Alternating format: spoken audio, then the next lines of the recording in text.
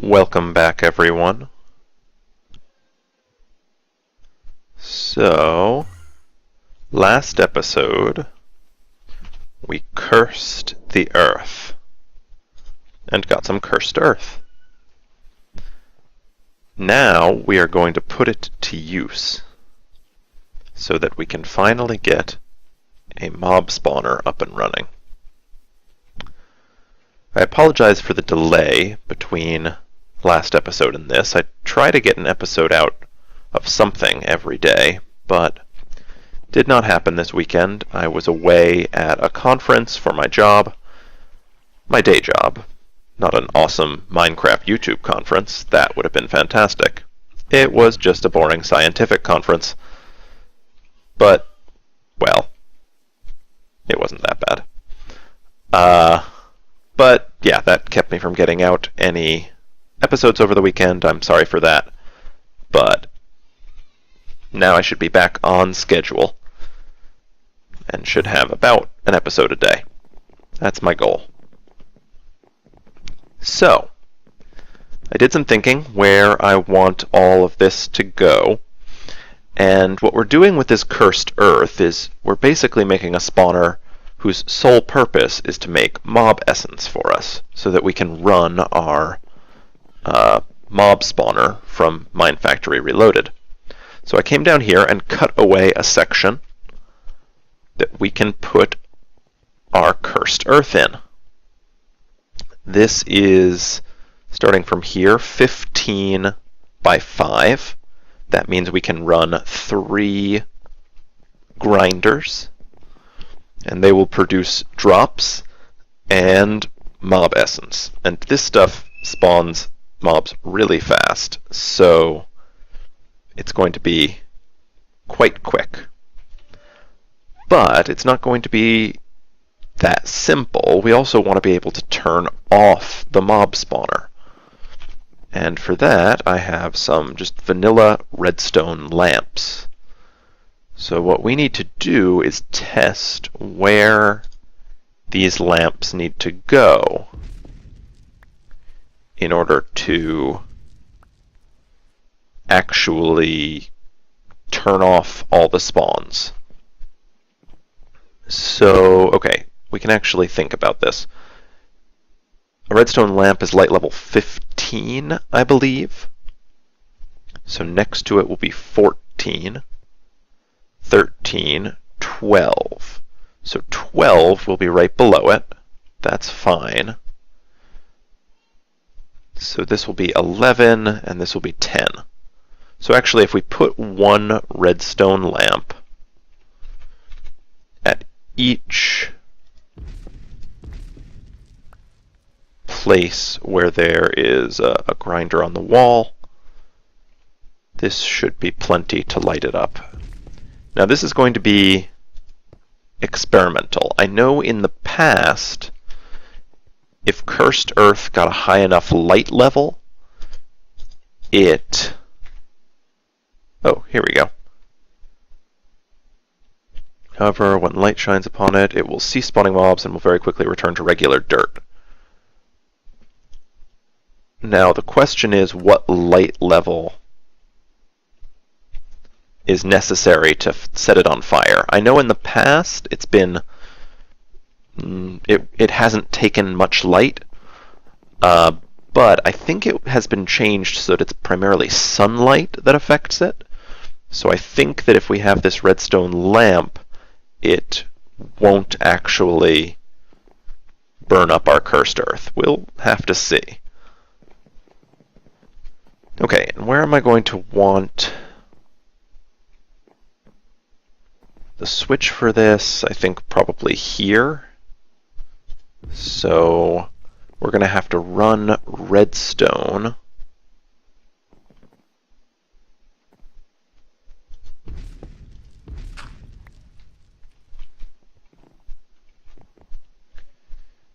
And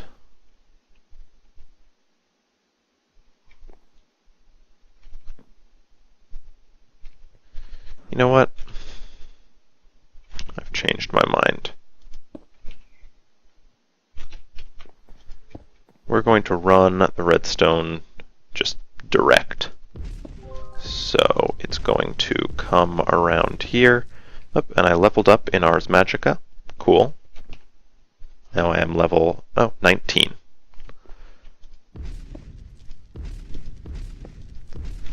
Okay, and now we can come down here. And if you look at my burnout, which is the red bar on the left, because I have burnout reduction on both my chest and legs, you can see it's just very quickly disappearing, which is awesome. It means I can cast a ton. Okay, so we've cleared this out. Now what we will need is a redstone conduit. This is just the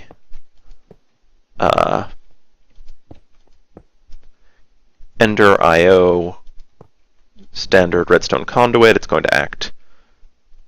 Oh. Oops. I used stone brick instead of the cobble I should have been, but that's okay. No, so anyway, this conduit's going to act just like redstone, but it does not have a limit to how far it can travel. And we'll be able to run it vertically here without worrying about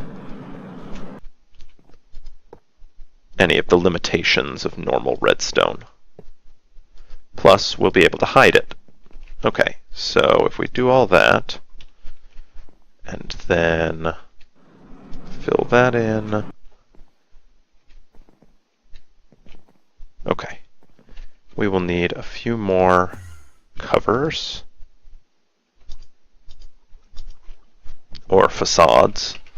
So these conduit facades are what are going to allow us to cover this, and we will also need a lever. Okay. Eventually, everything in here will be... Ha! Awesome. Eventually, everything in here, all the walls, will be stone brick. So I'm just covering in stone brick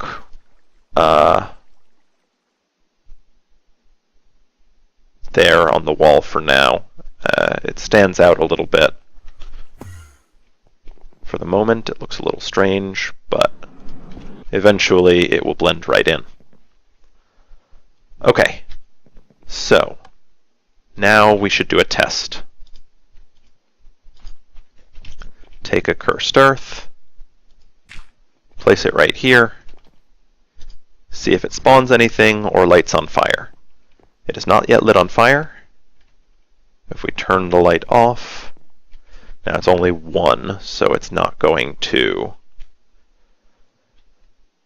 work very efficiently. Okay, you know what, we'll just leave it while we're doing the rest of our build, and we'll see if it spawns anything. Yes, that could be a little dangerous, but the worst it could do is spawn a creeper, and creepers don't affect us right now. So it'll just run away if that's the case. Okay, the next step is to place the grinders. So let's dig out. Oh, here we go.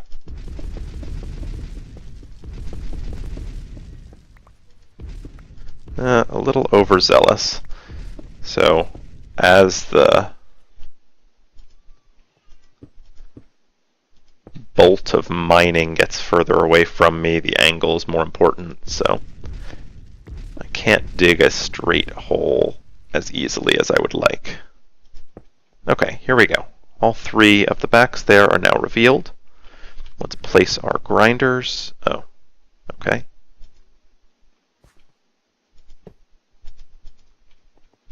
Now, we are going to use, like we have for just about everything, Ender IO to run our cables for these grinders. And that's going to make it very efficient space-wise. We only need access to one side of these grinders, which is pretty cool. We will need to dig this out a little. Okay, and we'll need, we'll dig one more. Okay. Oh, and it spawned one. Okay, now we'll turn on the light. Ooh, goodness. I know he has strength, but... Oof. That was tough. I would have been pretty embarrassed if he had just killed me. But, okay, now we have the lights on, nothing should spawn for the moment, and we'll make sure it doesn't randomly burn.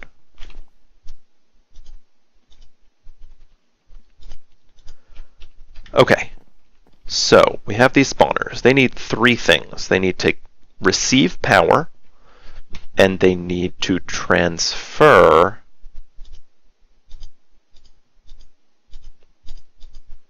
fluid and items. So I've made some conduits, fluid conduits, item conduits, and we've got our standard energy conduits. Here, let me, oops. Put a light here. There, now we can see. Okay, so we can put all three of these conduits in the same block. That's the advantage of using Ender IO. And all of this should be good by default. You can see there's a little green arrow here on the item conduit. That means that because it's pointing in the direction of the conduit away from the grinder, items will export from the grinder into the conduit. The fluid conduit is going to act kind of passively to transfer fluid out of the grinder as well, and the energy conduit passively decides whether it's going to transfer in or out. So all of these are going to work just by default. We don't have to do any configuration of them. Oops. We will have to do that eventually when we build our mob spawner. I've got some plans for that, so we will get to see some of the interesting ways you can use these Ender IO conduits, especially the item conduits, to filter for various things and to pull out of inventories and do a lot of cool stuff. It's going to be really neat, and I'm excited to show that to you.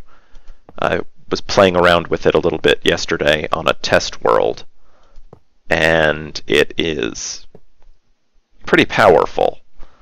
And so we're going to be able to do, yeah, some really cool things with it in that other build. Well, it's kind of a later part of this same build, because right now we're just setting up the infrastructure that we will eventually use to drive our mob spawner. Okay. So, now we have all three connected, at least superficially, to all three of the conduit types. Now, the reason I emptied out two of these vertical columns is because we, right here, are going to put a fluid interface, and here we will put an item interface. So, the item conduit will have to come up one more, and then we will still need the power conduit to continue on all the way to a connection. So what's happening right now, oh, and we will have to change this item conduit here because it is set to extract, And there are no valid, so if you right-click on the end of an item conduit, it will tell you how it is working. Apparently doesn't work that way with a fluid conduit. Oh, it does. Okay. So this fluid conduit's in in-out mode. The item conduit, though, oops, we can't access that screen without using a wrench. At this point, by wrenching on the symbol, I just changed it so that it is in insert mode, and now I can open that inventory. Or not inventory, but this config screen. So the mode is insert. We can change it to disabled or in out or extract. So we're going to insert. We actually don't care about any of these filters. We just want everything that's coming through the pipe to go here into this interface. So that's going to work now. What we will need to do, though, is hook up our ME cable, or conduit, and I'll connect it there just because eventually we're going to run it out that way. Okay, so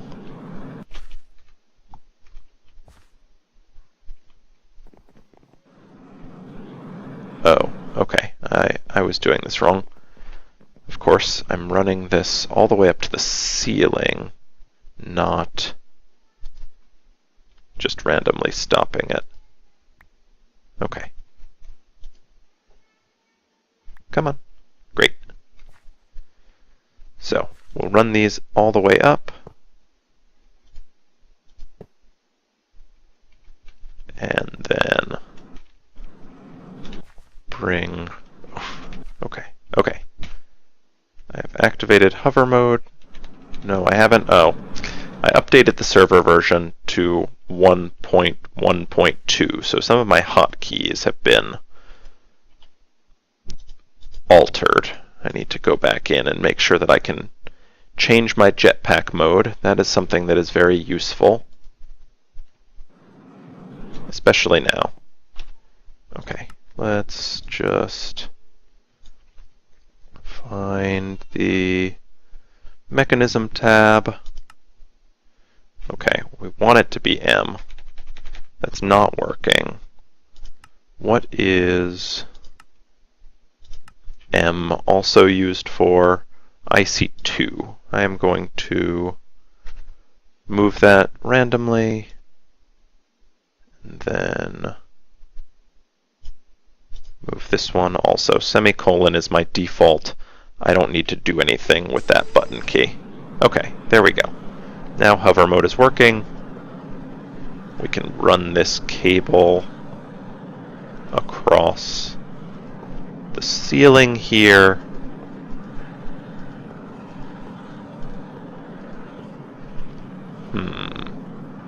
I set this up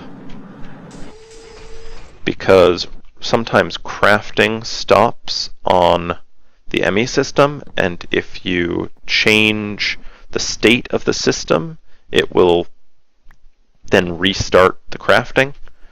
And you can change that state by turning on or off an ME dark cable. So that is why I had that there, but I will move it somewhere else that isn't going to be in our way. Okay, so now the AE part of that is hooked up. I'm going to hook up the power, and then I'll be right back.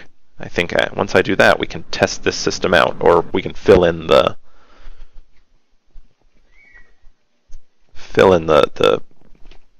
whatever, cursed earth, and then test it out. Okay, be right back. And power is hooked up. As we can see, the grinders are working. Now, let's get out our builder's wand.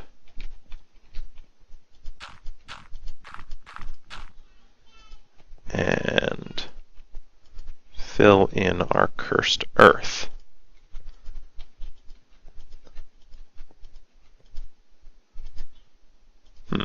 I'm going to need a little bit more of that, but I've got some here in the system. There. Man, I love these, oops, travel anchors. They are pretty awesome. Okay, so the cursed earth is in.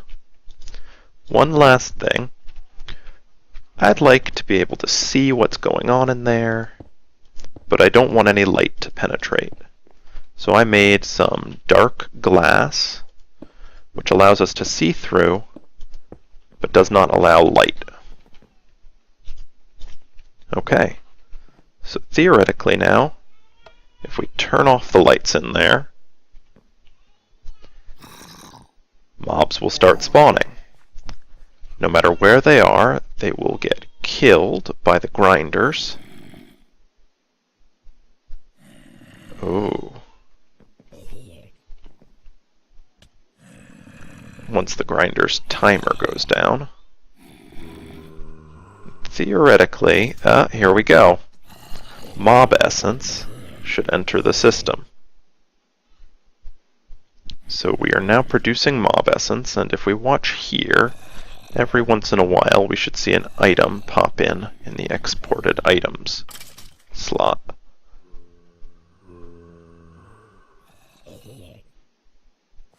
I think if everything is working,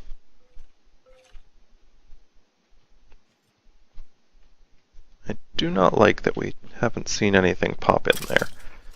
It is definitely killing the mobs. Let's see. We can't teleport back there. Let us become a chicken. That way we can fit here in the wiring.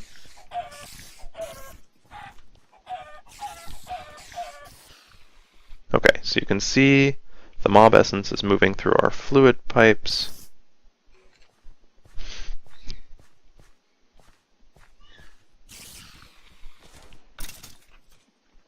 But are the items actually leaving? Well, I guess actually if they couldn't, the grinder would stop working. That's something that happens with grinders. So I guess we're probably getting the items. Let's watch our ME system. If we look, for example, at gunpowder, we've got 26 now. We'll take a look at 27. Okay, we are getting items. That is something that we will eventually have to address. If we have too many items, it'll fill up our system. And that'll actually happen pretty quickly. Our ME system will fill up. Okay, but we're getting all this mob essence, and this interface can only store 10 buckets of mob essence, which isn't that much. We want to store a lot more. So it's also time for us to set up a system for storage of fluids and bulk storage. And we're going to do that here on this floor of our basement. We're going to have our bulk storage room. And we will start it with just one of these drums, which can hold 256 buckets. It's actually some really compact storage. And we will hook it up to our ME system.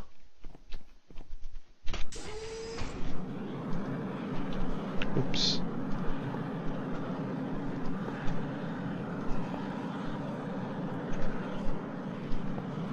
Oops. Okay. Eventually this will connect directly. This cable is going to run straight across here. I just haven't moved it yet. Okay, and we need our... Oh, of course.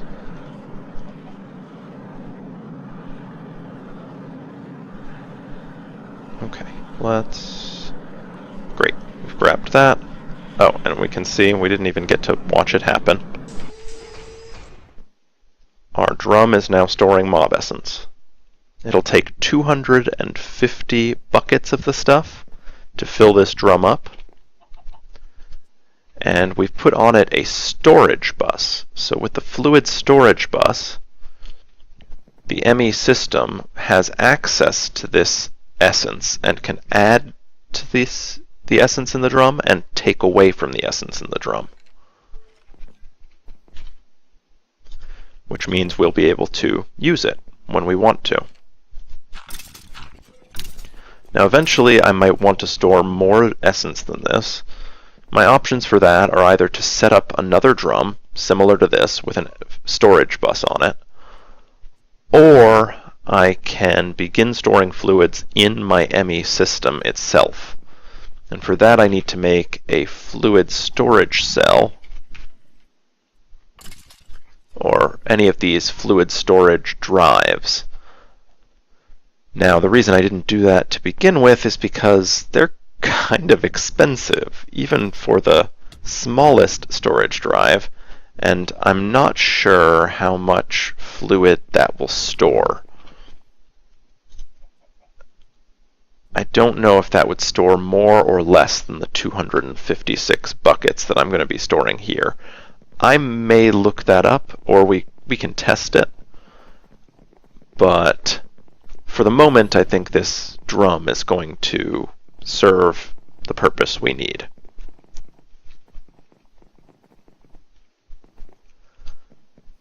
Okay, I think... Oh, and there's an Enderman, so we'll even get Ender Pearls for this. Means what I can do is take out all this Endstone and all these Ender Lilies from this farm here.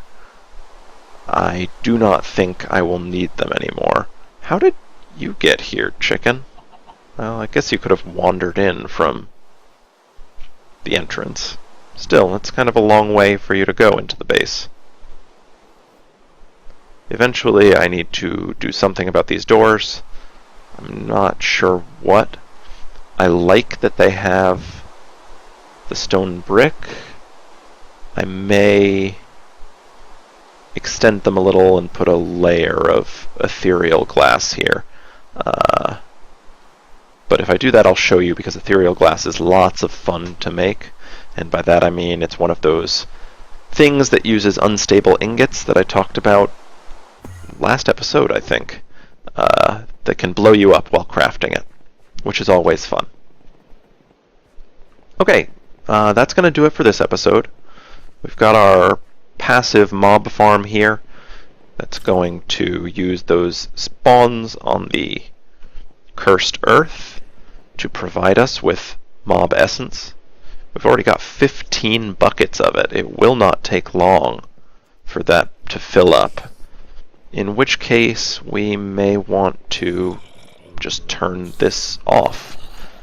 If all the grinders get backed up with mob essence, they will stop grinding, I believe, and if that happens, we will get quite a few mobs here in this room, and I don't want them to just accumulate here and lower my frame rate.